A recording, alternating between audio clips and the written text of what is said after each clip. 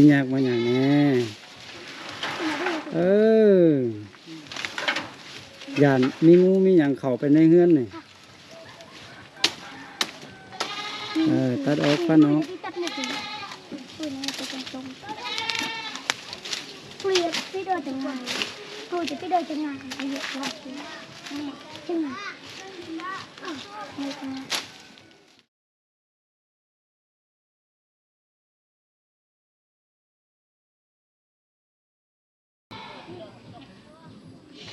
สบายดี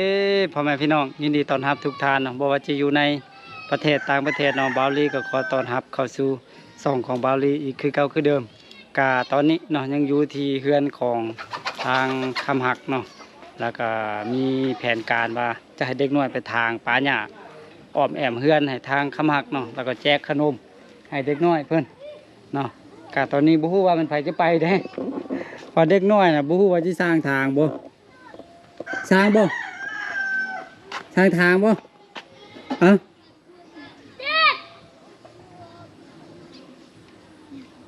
มาพี่แม่กินขนมเอิ้นเด็กน้อยมาก่อนคำหักกันยังอยู่บนเก่าสบายดีคำหักโชคดีสบายดีโอเคปัญญาตึบเนาะคำหักเนาะจะนี่นะเนี่ยทางจะนี่ซื้อนะเนาะง่ายจะนี่แหละทั้งหน้านี่บ่ค่อยตึบปานใดทั้งข้างเฮือนหั่นเนาะตึบแพงสร้างทางบ่บ่สร้างลองมึงดูเอาลองมึงดูเอาป้าไปก่อนโอ้อันบักน้ำน่ะ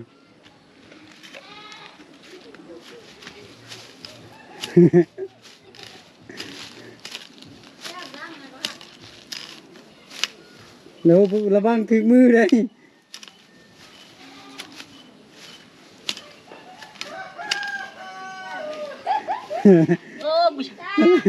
บ่สร้างบ่สร้างเนาะมาไหมไปเด็กน้อยทางไปนี่มื้อเดียวอาขนมให้กินไปมาไหมโอ้แล้วเด็กน้อยเนาะมาจะได้ขนมให้กินตลอดใส่ซ้ำนี้บ่ได้ซ้ำนี่แค่นี้นะตึบพอมาขนม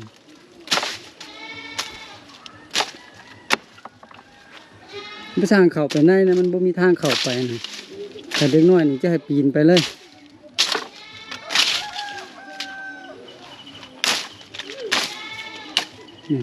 หญ้านี่อะไรภาษาลาวว่าหญ้ากิโล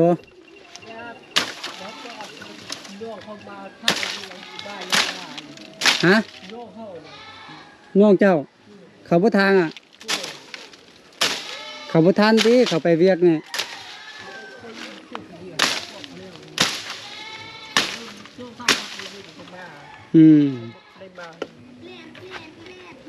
มา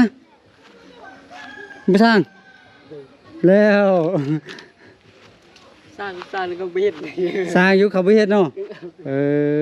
ไม่คิดไว้ทับ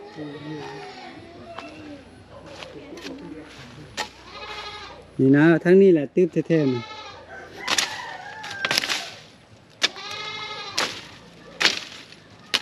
โอ้มีหมด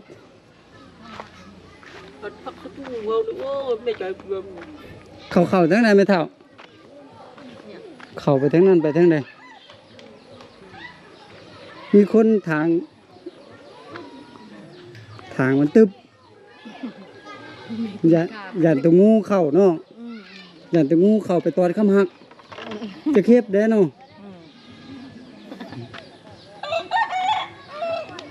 ตึ๊บหมดพ่อแม่พี่น้องเอ้ยฮะเอาข้าวมาให้กินข้าวน้ำของกิน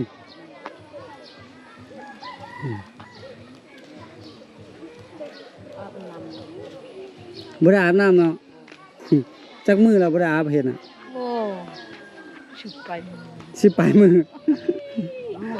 บ่ได้อาบน้ำ10 ไปมืออ่ะ นี่ไปทางเข้าไปทางบนหันเนอะไปน้ำกันไปไป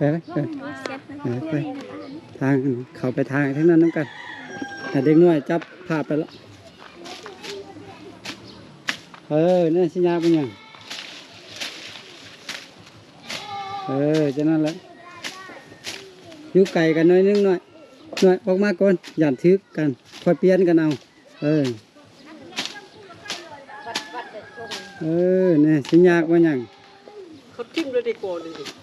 เอาไว้แม่ ไปใส่ เอาไว้อยู่เฮือนเจ้าเอาไปใช้น้ำกินโน่น้ำบังอยู่เฮือนเจ้าอันบักเปื้อน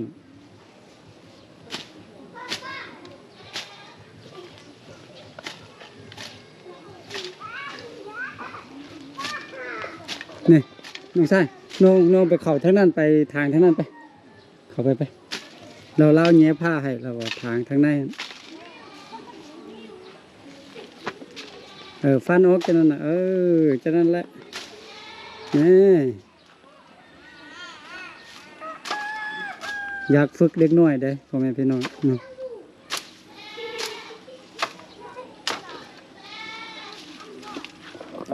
ทางออกขนาดนั่นแหละ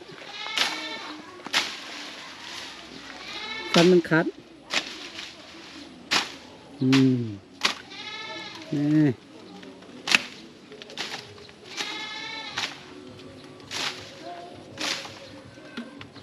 ฟันออกนั่นแหละ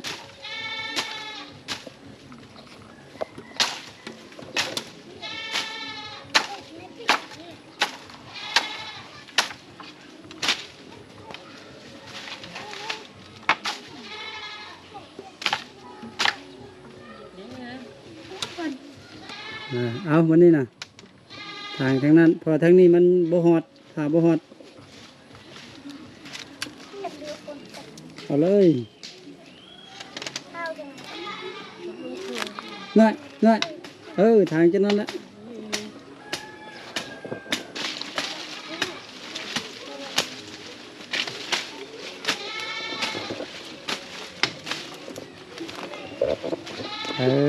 ตัดจะนั่นแหละ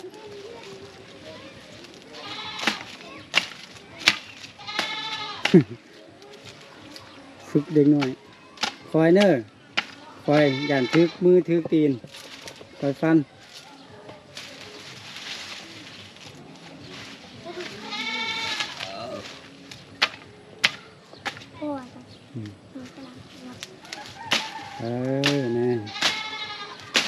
นี่ให้เล่าถามน้องมาถามไหมเล่าภาษาก่อนได้เอาไก่กันน้อยนึงอันนั้นก็จับออกเนี่ยสิยากมาอย่างนี้ย่านมีงูมีอย่างเข้าไปในเฮือนนี่ตัดออกฟันออก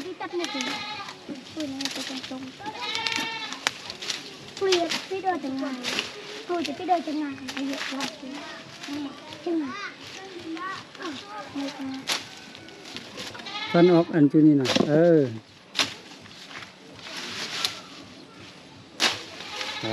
จะนั่นแหละ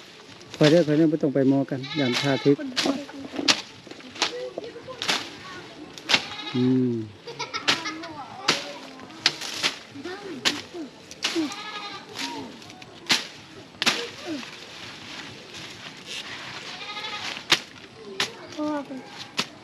นี่มันจะเป็นก็เห็นเสียก็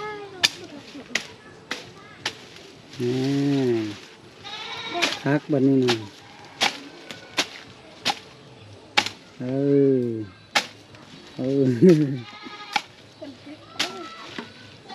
ไปทางเบื้องนั้นบันนี้นะทางทั้งนั้นอยู่ไกลกันนะไม่ต้องอยู่มอกันอย่าทึกกัน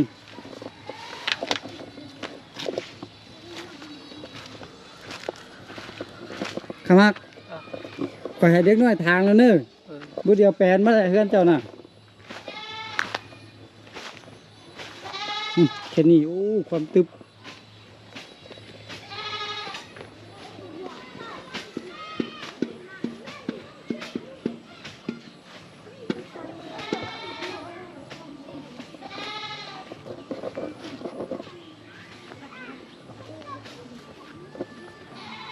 เต็มที่หญ้าหมด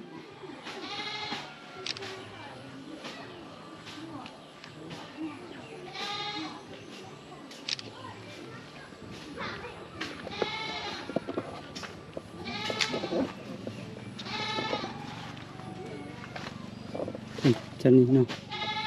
โอ้นี่ต้นผักหวานตัวนี้ต้นผักหวานนี่จงไว้กินใบกินยอดมันได้เนาะเดี๋ยวนี้น้องทั้ง2-3คนยังพากันทางทั้งหลัง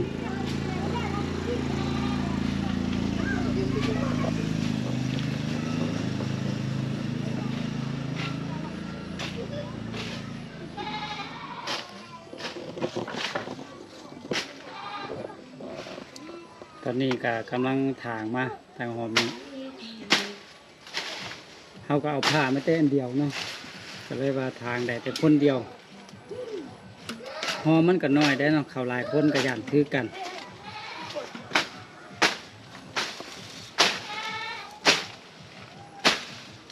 ตึ๊บขนาดได้พ่อแม่พี่น้องเบิ่งดูเนาะเต็มแต่หญ้าหมด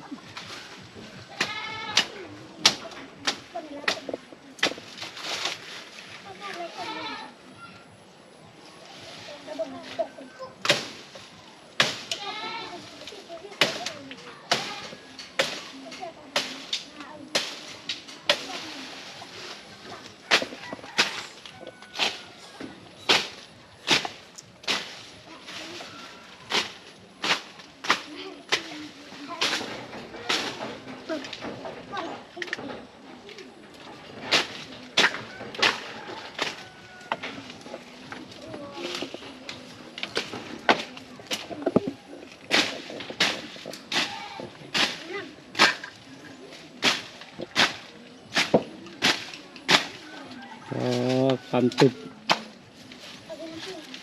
ยานโอ้เนาะยานงูยานอันนั้นโอ้พ่อแม่พี่น้องตุแท้ตุบาแท้ๆเนี่ย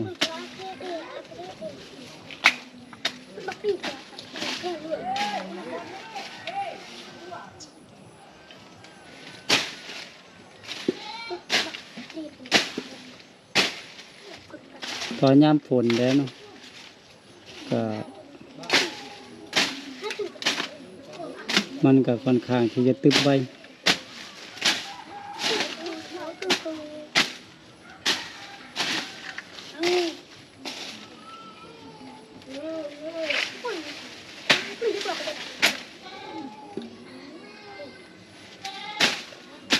แต่ไก่จะแล้วละ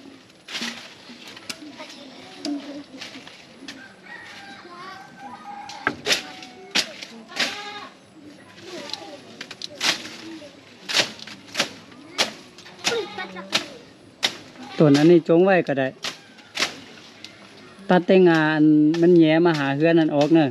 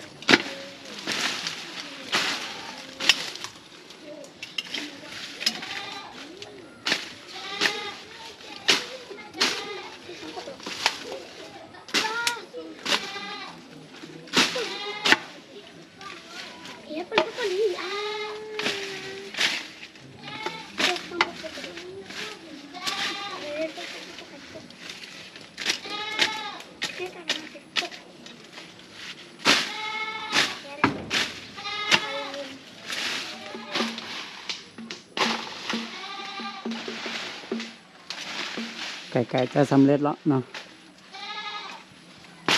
นี่มาหอดหัวเป็นที่เรียบร้อยลองเบิ่งแล้วน้ำกันว่าผลงานของน้องจะเป็นจังใดในการถางออกถางหญ้าออกเนาะ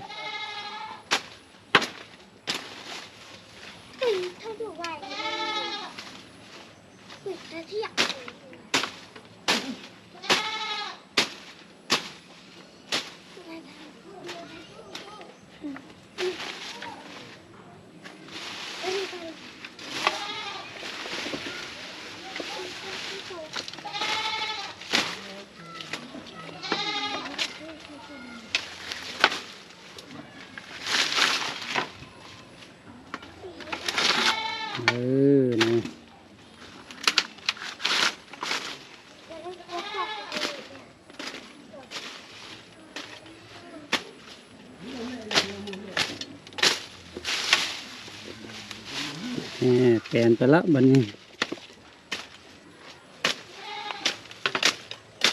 ตัดออก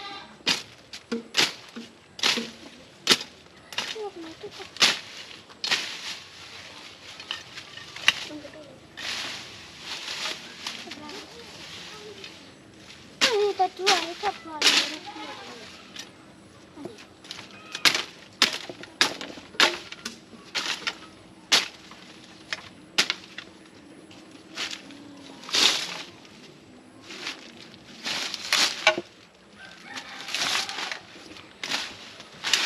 นี่ยังบนนี้ได้หน่อยนะตัวอันนี้นะเอาออกนั่นแหละ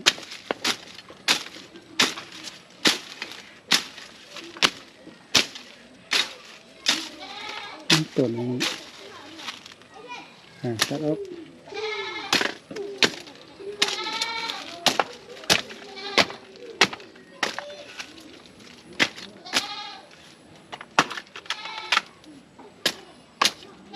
โอเคเบิ่งเอาผ้ามาให้น้องออกหนึ่งเลย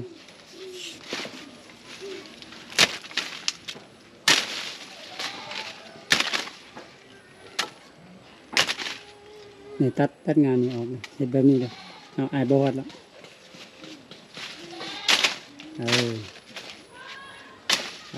เป็นไงละ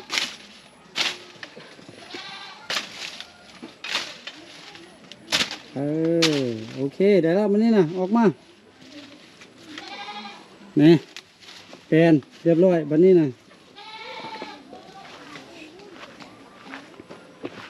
นี่สว่างหูสว่างตาบันนี้ในทั้งนั้นก็เรียบร้อยเรียบร้อยครับฮักทางเรียบร้อยแล้วผูกกับใจเด้อโดยนี่อันนี้เพิ่นก็ตัดกกตัดอย่างมาแล้วเดี๋ยวมันก็ตายไปข้างในเพิ่นถางมาแล้วเด้นี่ก็พอไข่เนาะหยาดมันชี้อันนั้นมีงูมีนั่นมาตอดมานั่นโอ้อันตราย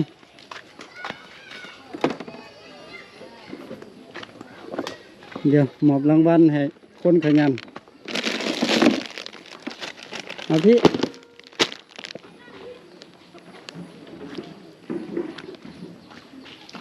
มาพี่มายืนนี่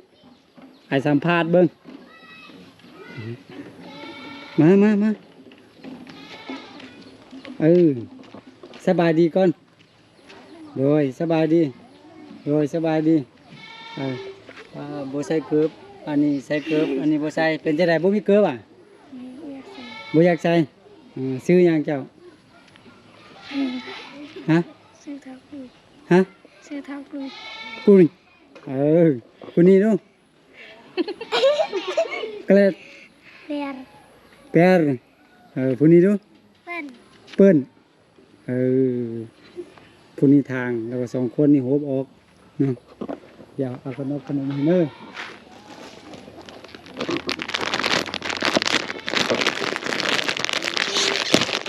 เจ้ามีน้องบ่มีจักคนทั้งหมดจักคน สอง คนใด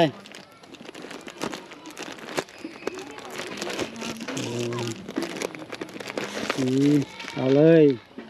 โดย2 4เอาเลยจะมีน้องบ่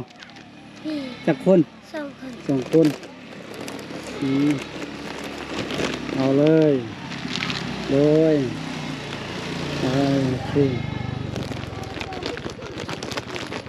เอาคำหักกินขนมโดย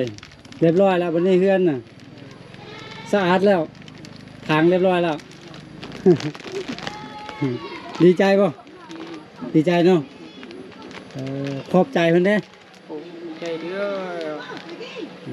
จะมีแค่ดีเท่าเดียวอันพูดยืดน้ำเจ้าเดียวบับเป็นยืดน้ำเท้า โอเคเพราะฉะนั้นเฮาจะได้ขอตัวกลับก่อนเด้อกลับเพื่อนก่อนเด้อ